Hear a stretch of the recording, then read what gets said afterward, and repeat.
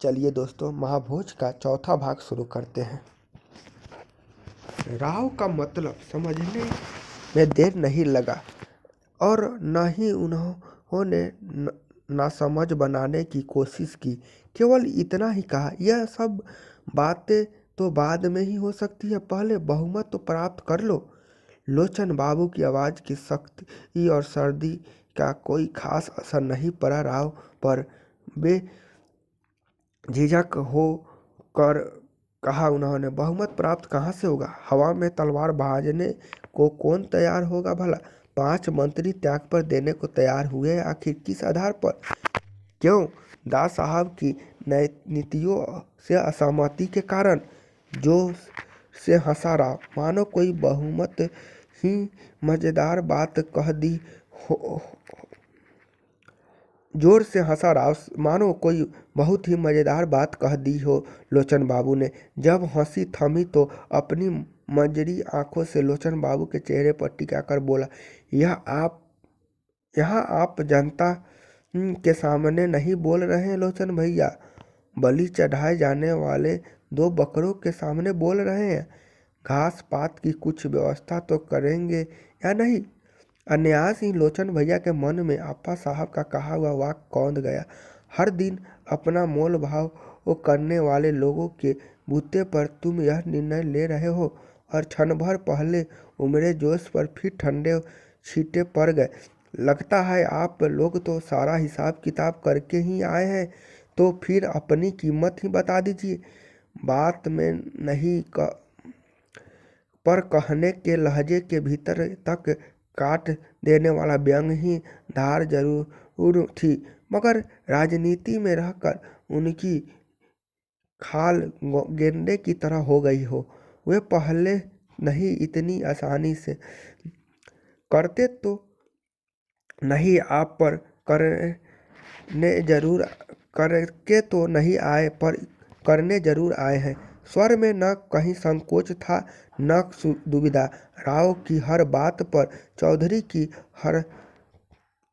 की गर्दन जिस तरह हिल रही थी, उससे साफ लग रहा था कि दोनों अपनी अपनी गोटियां बिठा चुके हैं।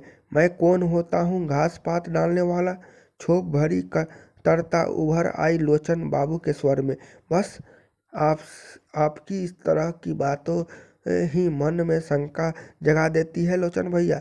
अब कौन नहीं जानता कि असंतुष्टों में आपके समर्थकों की संख्या है सबसे अधिक। बागडोर आपके हाथ में रहेगी, घास पात कोई दूसरा आएगा डालेंगे। राव की इस बात से मन एकदम खिंच गया लोचन बाबू का। फिर भी अपने को जब्त करके इतना ही कहा, शाम को तो सब लोग मिल ही रहे हैं, आप लोग जो चाहे जैसा चाहे तय कर लीजिए, मुझे बहुत बड़ी बाधा नहीं पाएंगे इसमें। आवाज़ में कुछ ऐसी उदासीनता थी सारे प्रसंग के प्रति कि राव और चौधरी असमंजस में पड़े, टुकुर टुकुर मुंह की ही देखते रहे एक दूसरे को। फिर सारी बात को निहायत की ही हल्के फुल्के स्तर पर ले जाकर कहा, राव ने, ठीक है, हम आपके हुक्म के गुलाम हैं लोचन भैया। आप ज्ञापन तैयार कीजिए, हम हस्ताक्षर करेंगे और करवाएंगे। और अंत में चलने से पहले राव ने विजेता की मुद्रा में कहा, राव या तो किसी काम के हाथ में लेता नहीं, और लेता है तो फिर किनारे लगाकर ही छोड़ता है। समझ लीजिए कि बिहू का यह मत दास साहब के मंत्रिमंडल की मत बनकर ही रहेगी। अब अपनी इस घोषणा से लोचन बाबू के मन में अपने कीमती होने का पूरा एहसास जगाकर चले गए वे दोनों। पर लोचन बाबू है कि मंत्रिमंडल की घोषणा की पुलकित हो रहे हैं, न राव चौधरी की कीमत से चमत्कृत। एक ही प्रश्न है जो उन्हें तरह तरह से मथ रहा है, यह सब वे किस लिए कर रहे हैं, क्यों कर रहे हैं? क्या इसी परिवर्तन के लिए शुक्ल बाबू की पार्टी और विधानसभा छोड़ी थी उन्होंने? इस क्रांति का सपना देखा था और क्या इसी तुच्छेपन की सौदेबाजी के लिए मंत्रिमंडल गिराने की बात सोच रहे हैं वे? नाम, चेहरे, लेबुल भले ही अलग अलग हो, पर अलगाव है कहाँ? शुक्ल बाबू दास साहब राव चौधरी तब पौ अभी पूरी तरह फटी भी नहीं। वातावरण में धुंध आकाश शेष है। दास साहब नंगे पैर हरी दूब पर चहलकदमी कर रहे हैं। ओस भी ये दूब पर घूमने से केवल नेत्रों की ज्योति ही नहीं बढ़ती, मन मस्तिष्क में भी ऐसी तरावट आती है कि सारा दिन आदमी तनाव मुक्त होकर काम कर सकता है। मन शांत चित्त प्रफुल्लित। पांडे जी भी साथ हैं दास साहब के। भोर का सुहाना सामा ठंडी ब्यार और सुकून देने वाला दास साहब का साथ। फिर भी चिंता और परेशानी की लकीरें है कि पांडे जी के चेहरे पर मिट नहीं रही। लोचन बाबू के घर रात को 2 बजे तक होने वाली बैठक का पूरा ब्यौरा सुनाने के बाद भी जैसे बोझ हल्का नहीं हुआ पांडे जी का। आज ही अप्पा साहब से मिलने वाले हैं लोचन बाबू, और लगता है इस बार पहले की तरह मानने वाले भी नहीं हैं ये लोग। शुक्ल बाबू का कारण यह चुनाव ही काफ़ी बड़ा सिरदर्द बना हुआ है। ज़रूरत तो इस समय यह है कि सब लोग एकजुट होकर काम करें। सो मदद तो दूर, एन किसी मौके पर स्वर में क्षोभ इतना गहरा हो गया कि बाकी शब्द उसी में डूब गया। बात बहुत ध्यान से ही सुन रहे हैं दास साहब, और मन ही मन गहरे उतर भी रही है, पर चेहरे पर किसी तरह की कोई विकार नहीं, कोई प्रतिक्रिया नहीं। 85 लोग समर्थन करने जा रहे हैं लोचन बाबू का। बहुत आशावादी है लोचन। अच्छा है, इस उम्र में आशावादी होना चाहिए व्यक्ति को। मात्र उम्मीद की डोर से बंधा हुआ आदमी भी बहुत कुछ कर गुजरता है कभी कभी। पांडे जी इस समय इस तरह की प्रतिक्रियाओं की अपेक्षा नहीं कर रहे। सीधे ही पूछा, लोचन बाबू से मिलेंगे आप? समय तय करूं अप्पा साहब से? शायद इस बार। पांडे बातचीत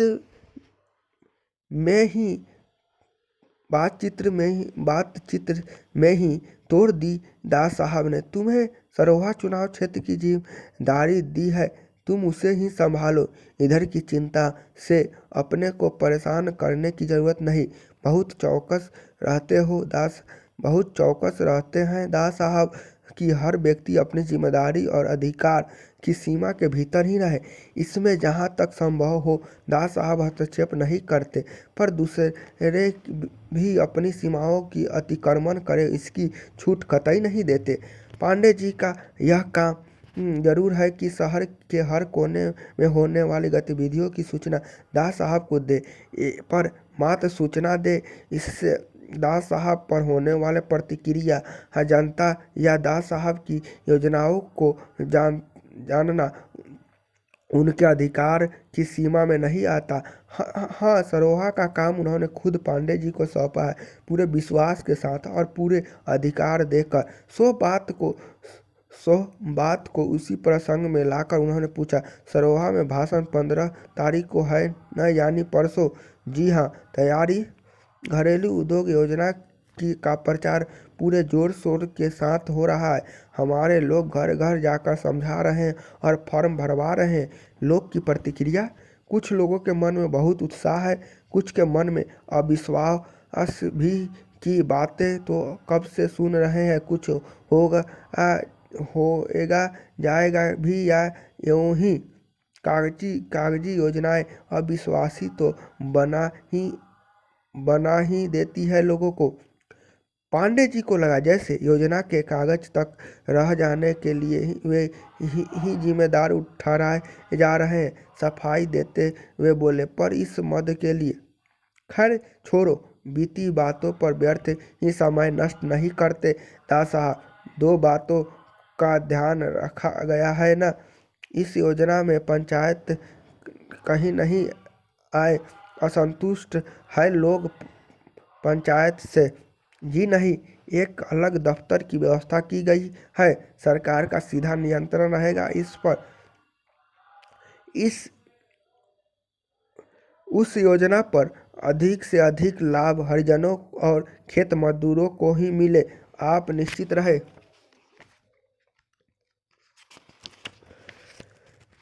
तुम्हें काम सौंपने के बाद मैं निश्चित ही रहता हूँ। जितना सोचता हूँ उससे अधिक ही संतोषजनक मिलता है तुम्हारा काम। और दास साहब ने स्नेह और प्रशंसा से भीगी हुई एक ऐसी नज़र डाली कि पांडे जी भीतर तक पुलकित हो गए। काम करने वालों को भरपूर श्रेय तो देते ही हैं, मौका आने पर यथासंभव पारिश्रमिक देने में भी नहीं चूकते दास साहब। सुकुल बाबू की मीटिंग बर्खास्त होने का धूल धक्कर अभी बैठा भी नहीं था कि गांव में नई चहल पहल शुरू हो गई। दूसरे दिन सवेरे से ही गली गली में और घर घर की दीवारों पर घरेलू उद्योग योजना के पोस्टर चिपकने लगे और शाम तक यह स्थिति हो गई कि जिधर नजर उठाओ मुस्कुराते हुए दास साहब और नीचे योजना की रूपरेखा, मानो उनकी मुस्कान से ही बहकर निकल रही है योजना। 5-7 स्वयंसेवक किस्म के लोग घर घर जाकर विस्तार से इस योजना के बारे में समझा रहे हैं, फॉर्म भरवा रहे हैं और साथ ही साथ यह बताना भी नहीं भूलते कि 15 तारीख को मुख्यमंत्री स्वयं आ रहे हैं इस योजना का उद्घाटन करने। 2 कमरों के एक छोटे से घर में से जो अस्थायी दफ्तर बना है, वहाँ सवेरे से शाम तक तांता लगा रहा है लोगों का। जिस मुस्तैदी से काम हो रहा है उससे तो लगता है कि हफ्ता बीतते न बीतते हर घर में मोटा मोटा उद्योग खुल जाएगा और देखते देखते यह गांव सदियों से दलिद्र से मुक्त पा जाएगा। चंद दिनों में ही गांव का सारा माहौल बदल दिया है। इस योजना ने लोगों की बातचीत का भी विषय, यही सोच का विषय भी यही है। हाँ, गांव में एक दल ऐसे लोगों का भी आया है जो सरेआम इस योजना की चिंदिया बिखेर कर लोगों को आगाह कर रहा है और बिशु की मौत को भरसक निंदा करने की कोशिश कर रहा है। बिशु मर गया कोई बात नहीं, पर बिशु की मौत का प्रसंग मर गया और इस समय तो वे कैसे जिंदा रहेंगे। अजीब रस्साकसी हुई है गांव में और आज तो यह रस्साकसी अपनी पराकाष्ठा पर पहुंच गई। मुख्यमंत्री दास साहब आ रहे हैं गांव में। एक तरफ उसके स्वागत की तैयारियां हो रही है और जोर शोर से। सादगी पसंद दास साहब की सख्त हिदायत के कारण किसी तरह का कोई काम झाम तो नहीं है, पर हाँ, उत्साह भरपूर है और चारों ओर उत्साह फैलाने का प्रयत्न भी भरपूर है। गांव में नए चेहरों की बाढ़ सी आ गई है। काफ़ी संख्या में पुलिस भी उतर आई है, कुछ सरकारी वर्दी में, कुछ सादा वर्दी में। सुकुल बाबू के भाषण वाले दिन से दुगुनी गहमागहमी है। आज स्वाभाविक भी है, कुर्सी से उतरते हुए मंत्री और कुर्सी पर बैठते हुए मंत्री में कितना अंतर होता है। दूसरी तरफ काली झाड़ियों और बड़े बड़े पोस्टरों का अंबार लगा हुआ है जिनमें आगजनी और बिशु की मौत का जवाब मांगते हुए बड़े तेज और तीखे नारे लिखे हुए हैं। गांव के अधिकतर लोगों के लिए यह सारा तमाशा जुम्मन पहलवान के अखाड़े में होने वाली कबड्डी से कम दिलचस्प नहीं है। ठीक समय से कुछ पहले ही दास साहब की गाड़ी आ पहुंची। आगे पीछे और गाड़ियां भी है, पर सीधे मंच की तरफ नहीं बढ़ी दास साहब की गाड़ी। पहले पहुंची बिशु के घर। साथ आए लोग अजीब असमंजस में थे। निर्धारित कार्यक्रम में तो यह सब था ही नहीं, पर जो उन्हें निकट से जानते हैं उन्हें कोई आश्चर्य नहीं होता इसी बात से। वे जानते हैं कि दास साहब का इंसानियत तक़ाज़ा हमेशा निर्धारित कार्यक्रमों को उसी तरह तोड़ता मोड़ता रहता है। गाड़ी नहीं जा सकती घर तक, इसलिए कहा गया कि हीरा को वहीं ले आते हैं। पर दास साहब ने बात अनसुनी कर दी। गाड़ी से उतरे और सीधे कदमों से आगे बढ़ लिया। साथ आया अमला और कुछ वहीं के लोगों की अच्छी खासी भीड़ भी साथ हो ली। दास साहब पहुंचे उसके पहले ही लोग जाकर हीरा को निकाल लाए। बेचारा एकदम भौचक्का सा, समझ नहीं आ रहा था कि क्या कहे क्या करे। दास साहब ने सहानुभूति से पीठ पर हाथ रखा तो बस 2 बूंद आंसू आंखों में चूकर झुर्रियों में समा गया। बहुत अफसोस हुआ विशेषर का, पर अब हौसला रखो, दास साहब ने बहुत धीमे से कहा और हीरा के उसी तरह कंधे पर हाथ थामे गाड़ी की ओर ले चले। गाड़ी तक आकर हीरा बेचारा हाथ जोड़कर खड़ा हो गया। कहा उसने कुछ नहीं, पर बेतरह कतर बेहद कृतज्ञ हो आया था वह। दास साहब खुद उसके घर आए, ऐसा मान तो न उसे जीवन में कभी मिला न आगे ही कभी मिलेगा। लेकिन जब दास साहब ने उस गाड़ी में बैठने को कहा तो एकदम हकबका गया। जिंदगी में कब नसीब हुआ है उससे गाड़ी में बैठना, और वह भी दास साहब की गाड़ी में। न करते बन रहा था, न बैठने ते बन रहा था। पर दास साहब ने कंधे पकड़े पकड़े एक तरह से भीतर की ओर ठेल ही दिया। बेहद सकुचाते हुए सिमटकर एक कोने में बैठ गया बेचारा। बगल में दास साहब। गांव की भीड़ बड़ी हुलसक देख रही है यह सब दृश्य। दास साहब के इस बड़प्पन के आगे सभी नतमस्तक हो आए। बड़े बूढ़े तो शाबाशी और निषाद की कथा बड़े बूढ़े को तो सबरी और निषाद की कथाएं याद हो आई। किसी किसी को शिष्य भी किसी किसी को ईर्ष्या भी हो रही है। हीरा से बेटे तो जाने कितनों के मरते हैं, पर ऐसा मान मंच पर हीरा को अपने साथ ही ले गए दास साहब। पांडे जी खुद बड़े असमंजस में पड़े हुए हैं इस सब से। दास साहब ने खुद हिदायत दी थी कि गांव में उनके आगमन और भाषण का प्रचार घरेलू उद्योग योजना के साथ जोड़कर ही किया जाए। विशु की मौत और चुनाव की बात को इतनी अहमियत न दी जाए। लेकिन अब इधर दर्शकों की भीड़ में काली झंडियां और पोस्टर लिए जो लोग बैठे हैं वे लोग भी विशु के नाम लेकर ही नारे लगा रहे हैं। नारों में विरोध की माहौल तो खास नहीं बन रहा है, पर विशु का नाम रह रह कर हवा में जरूर गूंज रहा है। पिछले 5 दिनों से पांडे जी ने रात दिन एक करके एक ही काम किया था। शुक्ल बाबू के सारे पोस्टर के ऊपर दास साहब के पोस्टर चिपकवा दिए और घर घर में विशु की मौत की जगह घरेलू उद्योग योजना की चर्चा चलवा दी। लेकिन इस बदले माहौल में वे अपनी बात कहाँ से और किससे शुरू करें। पांडे जी का संकट शायद समझ गए दास साहब और उबार भी दिया उन्हें। तुरंत आरंभिक औपचारिकताओं को पूरा करने का मौका दिए बिना ही उन्होंने माइक संभाल लिया और सीधे श्रोताओं को संबोधित किया। मेरे भाइयों, आज एक बहुत ही खेदजनक मौके पर, एक दुख के मौके पर आया हूँ। मैं आप लोगों के बीच चलने लगा तो लोगों ने सलाह दी कि सुरक्षा का विशेष प्रबंधन करके चलूं। बात मैं कुछ समझा नहीं। अपने भाई बंधुओं के बीच आकर तो आदमी वैसे ही सुरक्षित रहता है, यह अतिरिक्त सुरक्षा कैसे, क्यों? दास साहब एक क्षण रुके और भीड़ पर एक सरसरी नज़र डाली। बताया गया कि आप लोग बहुत नाराज हैं। सुना तो लगा कि तब तो और भी ज़रूरी है कि अकेले ही जाऊँ। आप लोगों की नाराज़गी मुझ पर है तो मुझे ही झेलनी चाहिए और अकेले ही झेलनी चाहिए। दूसरों को इसमें साझीदार बनाना तो दूसरों के साथ अन्याय होगा।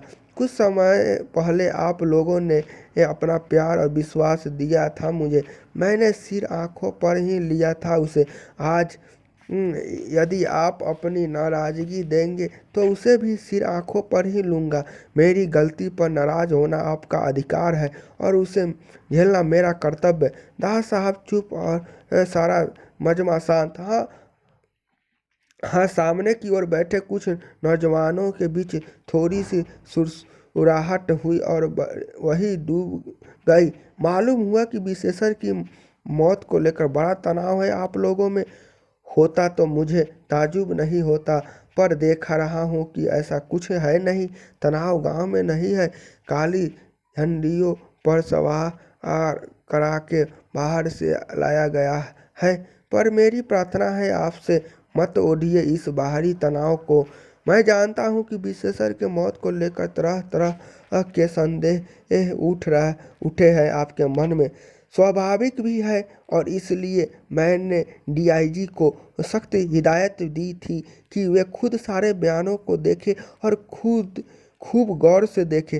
देखा उन्होंने, और उनके हिसाब से बात बहुत साफ है। एक क्षण रुके दासा, मानो अगला वाक्य तौल रहे हैं, फिर बड़े सहज ढंग से बोले, जितने भी संकेत मिले हैं इस घटना के, सब यही बता रहे हैं कि विशेषर ने आत्महत्या की है।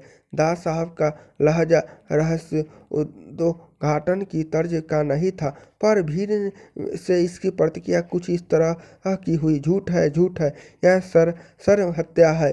सामने बैठे नौजवानों में से एक खड़ा होकर चिल्लाया। बाकी लोगों में भी खलबली सी मच गई। सदी वर्दी में पास खड़े पुलिस ने कुछ लोग हवा में हाथ भांज भांज कर उन्हें चुप कराने लगे। नहीं नहीं, कोई रुके नहीं, बोलने दो। दास साहब ने माइक को डंडे डंडे के हाथ में थाम कर आवाज से बुलंद और थोड़ी कड़क घोलकर आदेश दिया, बोलने का और खुलकर बोलने का हक सबको है। जिस हक को दिलाने के लिए हमने इतना संघर्ष किया, जेल काटी, उसे अब हम ही छीन ले, बहुत बड़ा अन्याय होगा यह। फिर उन्हीं नौजवानों को संबोधित करते कहा, आप लोग इस गांव के तो नहीं लगते, फिर भी बोलिए, आपके मन में जो कुछ है खुल कर कहिए। एक क्षण को जरूर सन्नाटा रहा, फिर एक नौजवान ने कहा, विशेषर को मारा गया है, हत्या हुई है, उसकी प्रमाण है आपके पास? दास साहब ने पूछा तो नौजवान चुप मुस्कुराए। दास साहब, नहीं है ना? खैर, फिर भी मैं चाहता हूँ कि अगर हत्या हुई है तो सामने आएगी बात, असलियत छिप नहीं सकती। और अब तो मैं भी नज़र गड़ाए बैठा हूँ। मैंने डीआईजी से कहा दिया है कि किसी बड़े अफसर को भेजकर फिर से बयान ले आप लोगों के भेजेंगे वे किसी को। इस बार आप खुलकर अपनी बात कहिए, प्रमाण जुटाने में मदद कीजिए पुलिस को। अभी कुछ देर पहले ही आए एक नौजवान जो मजमे के किनारे अलग थलग सा ही खड़ा था, एकाएक सामने आया और दास साहब को संबोधित करके जोर से बोला, अरे दास साहब, कहे यह नौटंकी कर रहे हो? यहाँ हरिजनों को जिंदा जला दिया गया और आपकी सरकार और आपकी पुलिस तमाशा देखती रही, और महीने भर खुद तमाशा का कर रही है। हुआ आज तक कुछ? मंच पर बैठे लोगों की गर्दनें आगे को निकल आई।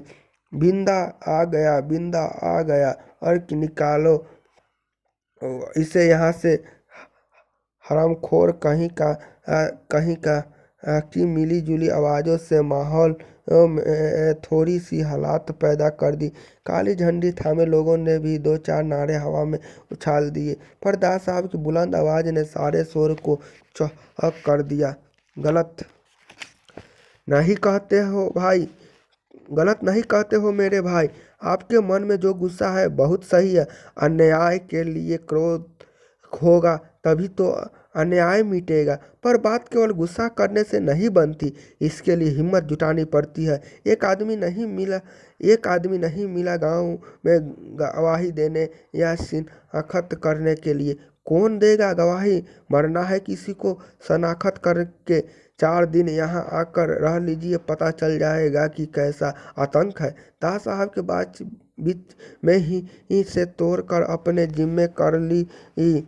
ठीक कहते हैं आप, केवल गांव की ही नहीं, पूरे देश की यही हाल हो गई है। आतंक ने गले दबा रखे थे सबके, कोई भी चू नहीं कर सकता था।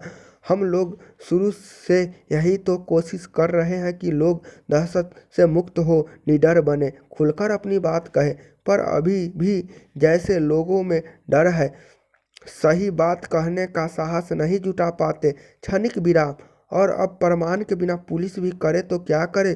प्रमाण की ऐसी की तैसी, कौन नहीं जानता कि आग किसने लगवाई।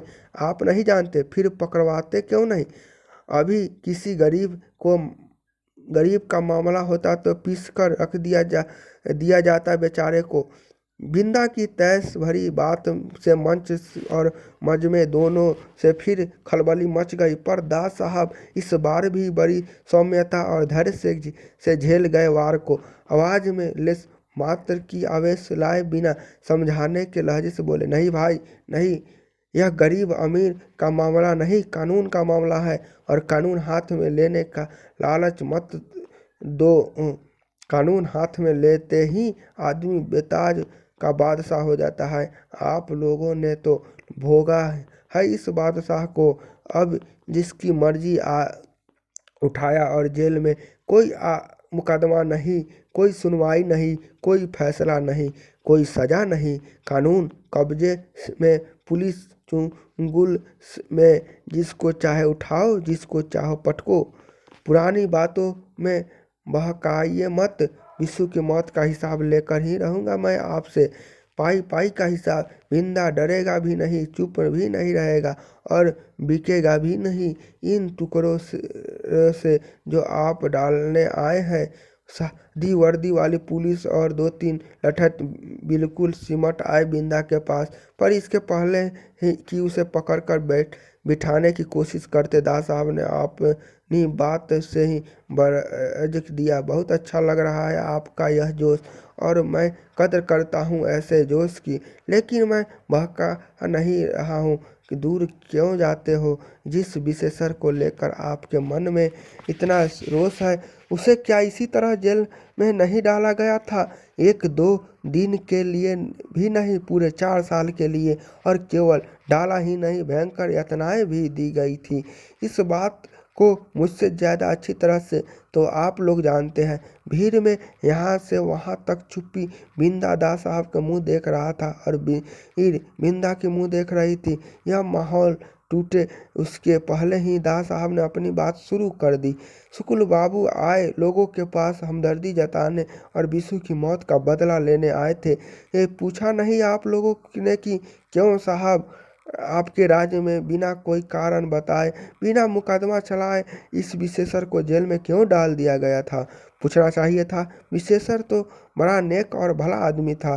चुप्पी स्तब्धता में बदलने लगी। बात एक अकेले विशेषर की नहीं, ऐसे हजारों नेक और भले विशेषर जेलों में ठूंस दिए गए थे। हम लोगों ने जब उन्हें छोड़ा तो एकदम प्रस्त सारी जीवनी शक्ति ही निचुर गई हो, जैसे कुछ भी झेल लेने सहने लायक नहीं छोड़ा उन्हें। इसकी आत्महत्या के पीछे यह भी एक कारण है। दास साहब थोड़ा रुके। मजमे को अपनी मुट्ठी में कर लेने का श्रम और संतोष दोनों एक साथ उनके चेहरे में झलक रहे थे। अब बात को हल्का सा मोड़ दिया उन्होंने। समझदार आदमी है शुक्ल बाबू, मैं उनका आदर करता हूँ, पर उनका यह रवैया आपस में द्वेष फैलाने वाला है। मैं ठीक नहीं समझता उसे। इसलिए स्वार्थ कभी कभी आदमी को ऐसे अविवेकी बात करने के लिए उकसाता है। क्षणिक विश्राम। इस बात को इस बार तो देख लिया सबने कि ही जनता की एकता से बड़ा जोर है तूफानी शोर, तूफान का लाता है, और बड़े बड़े आदमी को वो जड़ सहित उखाड़ फेंकता है। जनता एक होती तो बड़े बड़े राज पलट देते। फीका हुआ आदमी ही इस बात को सबसे ज्यादा महसूस करता है। कुर्सी पर बैठना है तो जनता में फूट डालो, कुर्सी बचानी है तो जनता में फूट डालो। जनता की एकता कुर्सी के लिए सबसे बड़ा खतरा है। समझ रहे हैं ना आप लोग मेरी बात, आप लोग खुद। अचानक दास एक बात की बीच में ही काट कर बिंदा चिल्लाया, 30 साल से आप लोगों की बात ही तो सुनते समझते आ रहे हैं। क्या हुआ आज तक? पेट भरने के लिए अन्न नहीं, आपकी बातें खाली बातें। जैसे शुक्ल बाबू तैसे आप। तराक से उसने एक और थूक और मजमे को स्तब्ध को चीर कर दंदनाता हुआ एक ओर चला गया। चारों ओर खलबली मच गई। काली झंडी वाले लोग मौका देखकर नारे लगाने लगे। पांडे जी ने माइक संभाला और लोगों को शांत करने लगे। थोड़ी सी स्थिति संभली तो दास साहब ने माइक संभाला। बहुत क्रोध और साहस है इस नौजवान में, मुझे बहुत अच्छा लगा है इसका यह तेवर। जिस गांव के नौजवानों में यह गुण हो, वहाँ किसी तरह का जो और जुल्म और अन्याय नहीं चल सकता। अपने गरीब भाइयों का हमदर्द लगता है। मुझे तो ऐसे निर्भीक और उत्साही नवयुवकों की आवश्यकता है इस योजना के लिए। चाहता हूँ कि घरेलू उद्योग योजना को आप लोगों ही संभाले, आप लोग ही चलाए। कितना बड़ा सपना था बापू, कितना बड़ा सपना था बापू का, कि हमारा हर गांव और हमारा हर ग्रामीण आर्थिक रूप से सशक्त बने, समर्थ बने। आज इस सपने की दिशा में पहला कदम बढ़ाया है, पर पूरा तो यह आप लोग की मदद, आप लोगों के सहयोग से ही होगा। मैंने पहल कर दी, पूरा आप कीजिए। फिर हीरा की ओर देखकर बोले, इस योजना के उद्घाटन के लिए विशेषज्ञ के बाबा से अधिक सही आदमी और कौन हो सकता है भला। पांडे जी बेचारे फिर भौचक। उद्घाटन तो दास साहब का करना था, पर साथ ही दास साहब की सूझबूझ पर मुग्ध थी। बात पूरी की दास साहब ने। गरीबों का हितैषी था विशेषज्ञ, उसकी आत्मा की बड़ी शांति मिलेगी इससे। शांति तो तब मिलेगी जब असली हत्यारे को पकड़वाएंगे आप, आगजनी के असली मुजरिम को सूली पर चढ़वाएंगे। क्षोभ और क्रोध में डूबा हुआ एक स्वर भीड़ में से आए। बोलने वाला साफ दिखाई तो नहीं दिया, पर जिधर से आवाज आई थी उसी दिशा को संबोधित करके कहा दास साहब ने, मैंने कहा न कि आप मदद कीजिए पकड़वाने में। जाते ही मैं किसी बड़े अफसर को भेजूंगा बयान लेने के लिए। चूकिए मत इस बार, नहीं तो दोषी मैं नहीं आप खुद होंगे। पहली बार हल्के में क्रोध का फूट उभर आया था दास साहब के स्वर में। पड़ोसी में पांडे जी ने जल्दी से माइक थाम कर सभा समाप्ति की घोषणा कर दी। सभा बर्खास्त हुई। काली झंडी वाले लोग फिर नारे लगाने लगे, झूठे आश्वासन नहीं चाहिए, नहीं चाहिए, यीशु की मौत का जवाब चाहिए। पर नारों की आवाज चारों ओर कोलाहल में डूब सी गई। पांडे जी, दास साहब और हीरा एक ट्रैक्टर में बैठ कर जुलूस की शक्ल के घरेलू उद्योग योजना के दफ्तर तक गए।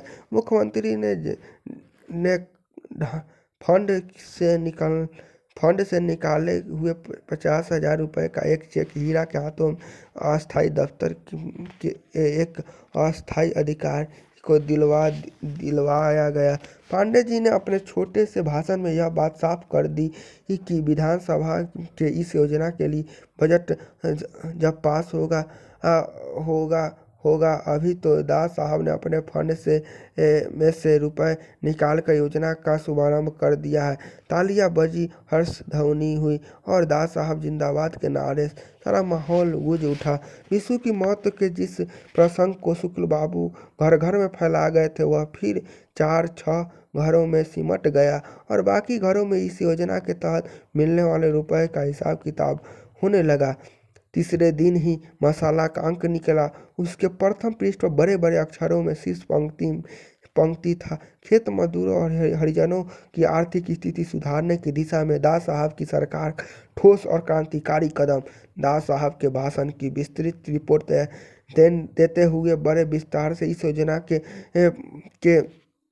हर पहलू पर प्रकाश डाला गया था। साथ ही इस योजना को अन्य प्रांतों के लिए अनुकरणीय बताया गया था। अधिकारी को देते हीरा की एक बड़ी सी तस्वीर छपी थी। बगल में दास साहब खड़े हैं। चेहरे पर बापू का सपना पूरा करने का सुख संतोष झलक रहा है। पांडे जी ने गांव के घर घर में इस अंक की पत्रिका बंटवा दी मुफ्त। वैसे तो दास साहब के भाषण की रिपोर्ट कल सवेरे ही सुकुल बाबू को मिल गई थी और उनका सारा दिन काफ़ी बेचैनी में ही बीता था। पर आज सवेरे जब वे मसाला का यह अंक देखा तब से तो उनके थूल शरीर में उत्तेजना ही लहरे थरथरा रही है। उन्हें तो पूरी उम्मीद थी कि इस सभा में ऐसा हुड़दंग मचेगा कि अपनी लाई सारी गोटें अपनी ही धोती में समेटकर वापस ले जानी पड़ेगी। दास साहब को बिहारी भाई के साथ बैठकर पूरी योजना बनाई थी सुकुल बाबू ने, और पिछले 5 दिनों में लोगों को भड़काने और तनाव फैलाने में किसी तरह की कसर नहीं रखी गई थी। बिहारी भाई ने जिम्मा लिया था इस काम का कि ऐसा माहौल तैयार कर देंगे गांव में कि दास साहब की सभा हो ही न पाए। थोड़ी मारपीट और खून खराबा होने का डर जरूर था, पर कोई खास बात नहीं। यह सब तो चुनाव अभियान का जरूरी हिस्सा हो गया है। बल्कि इस तरह की घटनाओं में सरगर्मी और बढ़ती है, जोश और उत्तेजना फैलती है लोगों में बस इतना जरूर है कि इस जोश खरोश को अपने पक्ष में मोड़ लिया जाए किसी तरह, और यही आश्वासन बिहारी भाई देकर गए थे। काशी तो उनका भाषण होने के बाद से लौटे ही नहीं, सरोहा में ही डटे हुए हैं। जमीन तैयार कर रहे हैं सुकुल बाबू के लिए। तेज आदमी हैं दोनों, और बिहारी भाई को तो इस तरह के कामों में कमाल ही हासिल है। सबसे बड़ी बात तो यह है कि भरोसे से आदमी है दोनों, भरोसे के आदमी है दोनों। आंख मूंद कर विश्वास किया जा सकता है दोनों पर। सुकुल बाबू अच्छे बुरे सब समय में साथ दिया है। इन लोगों ने पूरी तरह ईमानदारी और लगन के साथ दिया है। वैसे सुकुल बाबू के मुख्यमंत्री काल में फायदा भी बहुत उठाया है दोनों ने, खासकर बिहारी भाई ने। पर नमक खाकर नमक हरामी कतई नहीं की, बल्कि उसकी अदायगी ही कर रहे हैं। संकट के दिनों में अपना भाषण खत्म करके लौटते हुए जब बिस्सू के घर गए थे सुकुल बाबू, और पता लगा था कि बिस्सू के माँ बाप को बिंदा नाम का कोई आदमी शहर ले गया, तो उनका माथा ठनका था। पता नहीं कहीं दास साहब ने ही तो नहीं बुलाया, उल्टा सीधा कुछ पढ़ा कर कुछ न दिलाकर चुप करा दे। इन गरीब लोगों का क्या है, पैसा जेब में पड़ते ही आधा दुख दर्द तो दूर हो जाता है इनका। और यदि मुख्यमंत्री खुद बुला ले तो फिर बस बिछ जाएंगे, लगेगा जैसा जन्म सफल हो गया। और दास साहब ने सब जब बुलाया होगा तो केवल जेब में ही कुछ डालकर तो रहेंगे नहीं, मुंह में भी जरूर कुछ डाला होगा। अब वही गाते फिरेंगे ससुरे सारे। ये बिस्सू की मौत का हादसा हवा का रुख बदलने में बहुत कारगर हो सकता है, पर निर्भर करता है बस इस बात पर कि कौन कितनी चतुराई से इसे अपने पक्ष में मोड़ ले। कहीं ऐसा न हो कि उनकी थाली में परसा हुआ भोजन भी दास साहब ही गटक ले। सुकुल बाबू ने मन ही की यह कसौट बिहारी भाई को बताई तो दूसरे दिन दोपहर तक की सारी खबर ले आए। इंदा बिस्सू का खास दोस्त है, बेहद गुस्सैले और बेधड़क, डरता नहीं किसी से और न किसी से लिहाजा करता है। उसकी बीवी रुकमा भी बड़ी बदमिजाज और बदबान औरत है। शादी से पहले बिस्सू के स्कूल में पढ़ती थी और बहुत मानती थी बिस्सू को। बिस्सू की मौत में दोनों बौखलाए फिर रहे हैं और कानूनी सलाह मशवरा करने के लिए वकीलों के पास गए थे। दास साहब के हाथों बिकने वाला जीव नहीं है, वह सरेआम गालियाँ देता फिरता है सबको। शुक्ल बाबू ने सुना तो काफ़ी कुछ निश्चित हो गए। केवल निश्चित ही नहीं बल्कि कुछ आश्वस्त भी कि बिंदा अकेले ही जुलूस निकाल कर रख देगा दास साहब का, और यह एक तरह से ज़्यादा अच्छा होगा। गांव के लोगों में ही कोई खड़ा होकर धज्जियाँ बिखरे तो बात ही दूसरी होती है उसकी। पर यह साल उस दिन भी शहर में ही धकियाता रहा। सभा के बीच में आया भी तो दो चार फीके रे कसे और चलता बना। चाहता तो मज़े से हुड़दंग मचाकर सभा में धूल उड़वा सकता था, पर इन गाँव वालों के साथ यही मुसीबत है, बस तरंग से काम करते हैं ससुरे। और उस दिन तो बीसू के माँ बाप को भी साथ बांध कर ले गए। शुक्ल बाबू का तो उसके घर तक जाना ही बेकार हो गया।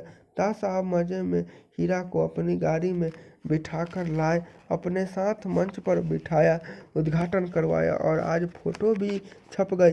मरने वालों के मन में तो फूट गई मोह मरने मरने वालों के मन में तो ठुक गई मोहर, और मारने वाले को सह दो और मारने वाले को हमदर्दी, दोनों हाथ से लड्डू। लगता है बिहारी भाई कल लौटे ही नहीं, वरना आते ज़रूर। असली खबर तो उन्हीं से मिल लगेगी। रेडियो कल से तो दास साहब के भाषण ही गुहार रहा है, जैसे और कोई खबर ही नहीं रह गई दुनिया में। जनसंचार के साधनों को अपना भोंपू बनाकर रख दिया। लगता है मसाला के दाता बाबू को भी अच्छी डोज दे दी गई है। अब दास साहब के कीर्तन ही हुआ करेगा।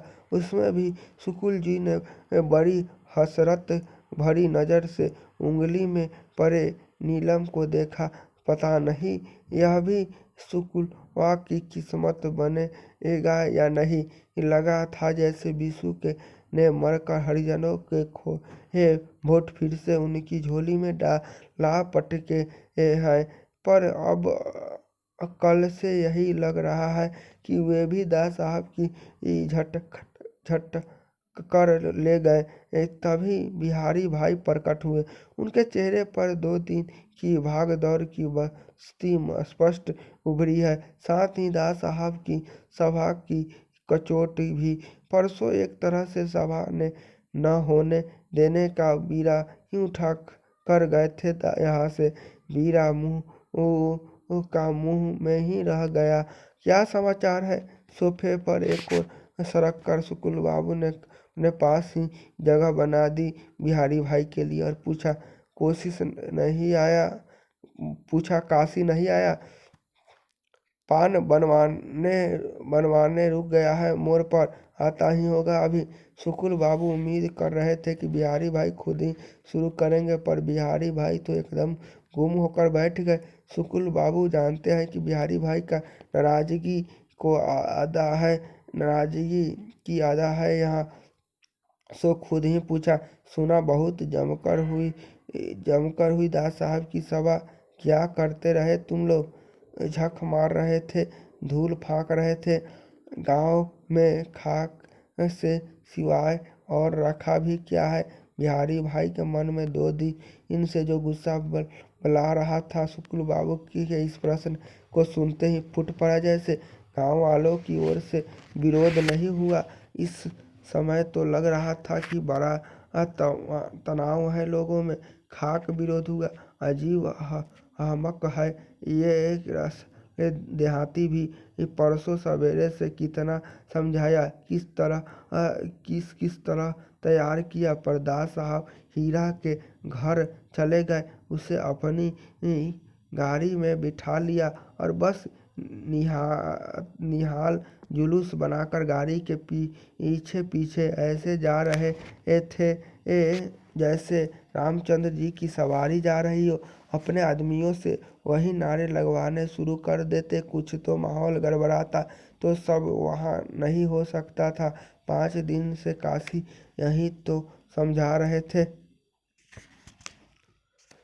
वहाँ कोई किसी तरह की गड़बड़ी नहीं करेगा, हुड़दंग नहीं मचाएगा, काली झाड़ियाँ लेकर मौन विरोध प्रकट करेंगे। बिल्कुल आक्रामक ढंग से काशी की हूबहू नकल करते हुए बिहारी भाई ने दोहराया और फिर भभक पड़े।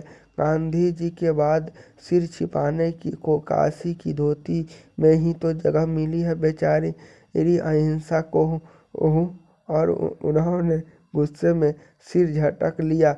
शुक्ल बाबू कुछ नहीं बोले, समझ गए कि इस गुस्से का असली कारण जरूर बिहारी और काशी के बीच हुई झड़प है। फिर क्या मालूम था कि दास साहब गाड़ी से उतरते ही सीधे हीरा के घर जाएंगे। हीरा का घर न हुआ रसा कोई देव स्थान हो गया जहाँ माथा टेके बिना कोई काम ही न शुरू होता है। जैसे तैसे आदमी को मैंने तैयार किया था तो मंच के सामने बैठा दिया था जमाकर। वे ही कुछ बाल लिए तभी मुंह में से पान का बीड़ा दबाए और एक हाथ में धोती का उठाए पसीने से सराबोर काशी प्रकट हुए। मुंह को ऊपर उठा आकर पीक और भीतर ही भीतर साधे हुए उन्होंने शुक्ल बाबू से पूछा, जान लिए हो सब हाल? बहुत भिनभिना रहे हैं बिहारी भाई, उन्हें थोड़ा शीतल करे। और वे पीक थूकने भीतर चले गए। कुछ देर में रुमाल से मुंह पोंछते हुए लौटे। शायद वे मुंह धोकर आए थे। कुछ तरोताजा लग रहा था उनका चेहरा। सामने की कुर्सी पर बैठते हुए बोले, हरिजनों के बीच क्रांति करने चले थे सो तो मसाला वाला के हिसाब से दास साहब ने कर दी। अब अपने लिए कोई और उपाय सोचे। काशी के चेहरे पर न तनाव है न तमाहट। बहुत हल्के फुल्के लोग ढंग से बात कर रहे हैं वे, और उनका यह रवैया ही बिहारी भाई को जलाकर खाक किए दे रहा है। बिहारी भाई को मुकाबले काशी का दांव बहुत नगण्य है। इस चुनाव में शुरू से ही शुक्ल बाबू का साथ दिया है सो देते रहेंगे, पर बदले में बहुत अपेक्षा। न पहले कभी थी न अब है। मस्त फकर आदमी है, एकदम मौजी। शुक्ल बाबू मुख्यमंत्री थे तो खूब मौज मजा करने को मिलता था। चार आदमियों के बीच चौधराहट चलती थी, बस इसी में खुश थे वे।